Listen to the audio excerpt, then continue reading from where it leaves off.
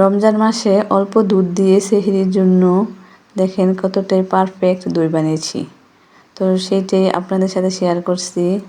আপনারাও এইভাবে অল্প দুধ দিয়ে এরকম পারফেক্ট লোভনীয় দই বানিয়ে খেতে পারবেন।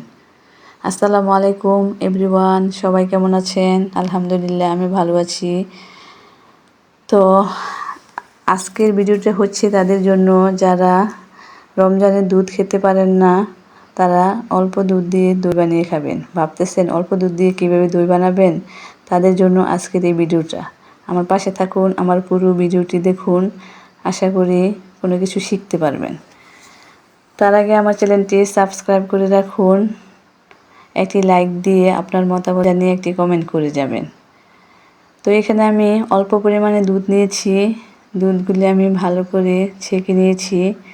তারপর চুলার মধ্যে বসিয়ে দিয়েছি। বসিয়ে কিছুক্ষণ জাল করব, যতক্ষণ এরকম বলক আসে। বলক আসলেও আমি বেশ কিছুক্ষণ জাল করব। জাল করার পর এর মধ্যে আমি দিয়ে দেব পরিমাণ মতো চিনি। যে যতটুকু মিষ্টি খান, বেশি মিষ্টি খালে বেশি দেবেন,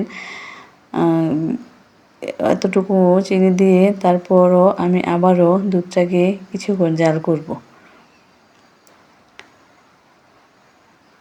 তো এই যে আবারও আমি বেশ কিছুক্ষণ জাল করে নিয়েছি। তো দুধটাকে ভালো করে জাল করতে হবে। কড়া করে জাল দিলে দইটা কিন্তু পারফেক্ট হয়। তো এই যে আমার দুধ জাল দেওয়া হয়ে গেছে, এখন আমি নামিয়ে নিচ্ছি। তারপরে এই যে একটা নিয়েছি ডাল ঘুটনি। তো আজকে অল্প দুধ যেহেতু, এই জন্য আমি ডাল ঘুটনির সাহায্যে আমি দুধটাকে ফেটিয়ে নেব।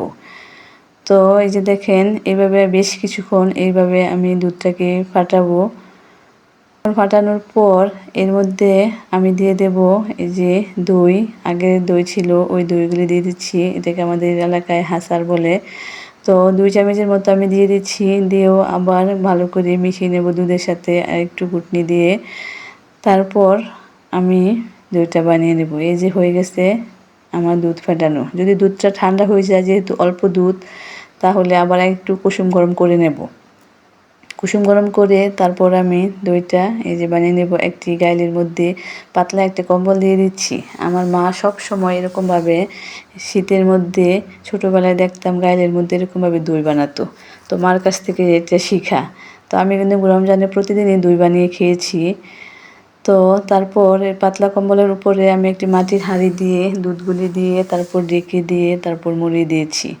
উপরে আরেকটি পাতলা কম্বল দিয়ে দিয়েছি, যেহেতু এখন হালকা হালকা শীত, তাই। তারপরে যে দেখেন সেহরির সময় উঠে যে দইটাকে খুলে নিয়েছি, দেখেন কতটাই লোভনীয় হয়েছে, কতটাই পারফেক্ট হয়েছে দইগুলি। তো আমার পুরো ভিডিওটি দেখলে আশা করি এরকমভাবে আপনারা অল্প দুধ দিয়ে দই বানিয়ে খেতে পারবেন। তো আমার ভিডিওটি কেমন লাগছে আপনাদের কাছে অবশ্যই কমেন্টে জানাবেন। তো দইটা কিন্তু খেতে এত মজা হয়েছিল, কি আর বলবো। আপনারা বানিয়ে খেয়ে দেখবেন। আমি তো আর আপনাদের কাছে পাঠাতে পারবো না। তো সবাইকে অসংখ্য ধন্যবাদ আমার পুরো ভিডিওটি দেখার জন্য, আমার পাশে থাকার জন্য। তো আজকের মতো বিদায় নিচ্ছি। আল্লাহ হাফেজ।